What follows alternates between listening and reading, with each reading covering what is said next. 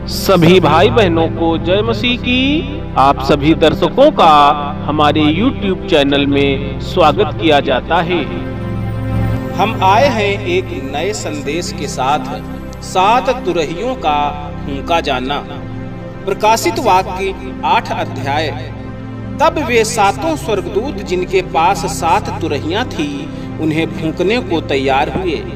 पहले स्वर्गदूत ने तुरही फूंकी और लहू से मिले हुए ओले और आग उत्पन्न हुई, और आग पृथ्वी पर डाली गई, और पृथ्वी की 1/3 जल गई, और पेड़ों की 1/3 जल गई, और सब हरी घास भी जल गई। दूसरे स्वर्गदूत ने तुरही फूंकी तो मानो आग सा जलता हुआ एक बड़ा पहाड़ समुद्र में डाला गया, और समुद्र का 1/3 लहू हो गया, और समुद्र के 1/3 प्राणी मर गए, और 1/3 जहाज नष्ट हो गए। तीसरे स्वर्गदूत ने तुरही फूंकी, और एक बड़ा तारा जो मशाल के समान जलता था स्वर्ग से टूटा, और नदियों की 1/3 पर और पानी के स्रोतों पर आ पड़ा। उस तारे का नाम नागदौना है, और 1/3 पानी नागदौना सा कड़वा हो गया, और बहुत से मनुष्य उस पानी के कड़वे हो जाने से मर गए।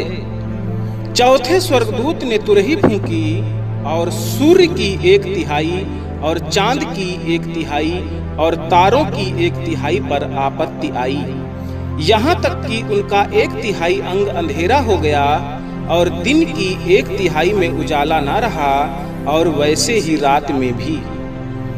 जब मैंने फिर देखा तो आकाश के बीच में एक उकाब को उड़ते और ऊंचे शब्द से यह कहते सुना, उन 3 स्वर्गदूतों की तुरही के शब्दों के कारण जिनका फूंकना अभी बाकी है, पृथ्वी के रहने वालों पर हाय हाय हाय।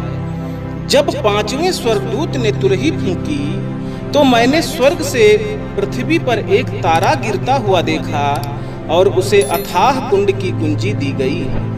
उसने अथाह कुंड को खोला, और कुंड में से बड़ी भट्ठी का सा धुआं उठा, और कुंड के धुएं से सूर्य और वायु अंधकारमय हो गए। उस धुएं में से पृथ्वी पर टिड्डियां निकली, और उन्हें पृथ्वी के बिच्छुओं की सी शक्ति दी गई। उनसे कहा गया कि ना पृथ्वी की घास को, ना किसी हरियाली को, ना किसी पेड़ को हानि पहुंचाएं, केवल उन मनुष्यों को हानि पहुंचाएं जिनके माथे पर परमेश्वर की मुहर नहीं है। उन्हें लोगों को मार डालने का तो नहीं, पर 5 महीने तक पीड़ा देने का अधिकार दिया गया, और उनकी पीड़ा ऐसी थी जैसे बिच्छू के डंक मारने से मनुष्य को होती है। उन दिनों में मनुष्य मृत्यु को ढूंढेंगे और ना पाएंगे, और मरने की लालसा करेंगे, और मृत्यु उनसे भागेगी। उन टिड्डियों के आकार लड़ाई के लिए तैयार किए हुए घोड़ों जैसे थे, और उनके सिरों पर मानो सोने के मुकुट थे, और उनके मुंह मनुष्यों के जैसे थे।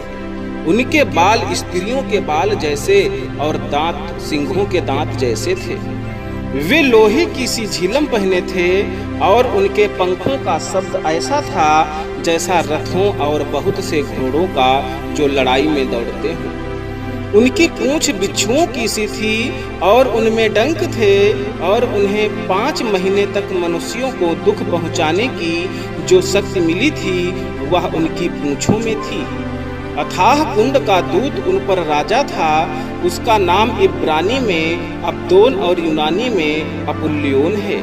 पहली विपत्ति बीत चुकी, देखो अब इसके बाद 2 विपत्तियां और आने वाली हैं। जब 6वें स्वर्गदूत ने तुरही फूंकी तो सोने की वेदी जो परमेश्वर के सामने है, उसके सींगों में से मैंने ऐसा शब्द सुना मानो कोई 6वें स्वर्गदूत से जिसके पास तुरही थी कह रहा है, उन 4 स्वर्गदूतों को जो बड़ी नदी फुरात के पास बंधे हुए हैं खोल दे।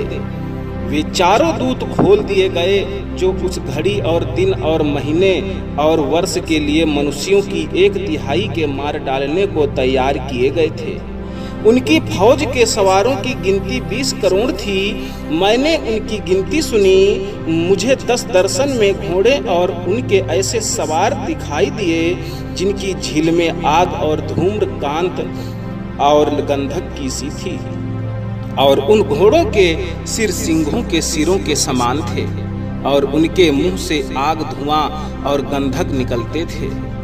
इन तीनों महामारियों अर्थात आग और धुएं और गंधक से जो उनके मुंह से निकलते थे, मनुष्यों की 1/3 मार डाली गई, क्योंकि उन घोड़ों की सामर्थ्य उनके मुंह और उनकी पूंछों में थी, इसलिए कि उनकी पूंछें सांपों जैसी थीं और उन पूंछों के सिर भी थे, और इन्हीं से वे पीड़ा पहुंचाते थे।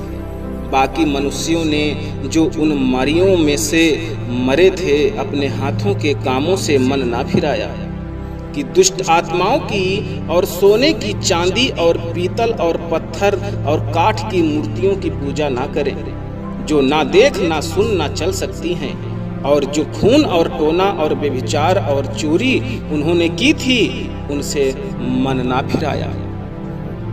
परमेश्वर का धन्यवाद। परमेश्वर इन वचनों को सुने और समझे जाने पर बहुतायत की आशीष दे। आमीन।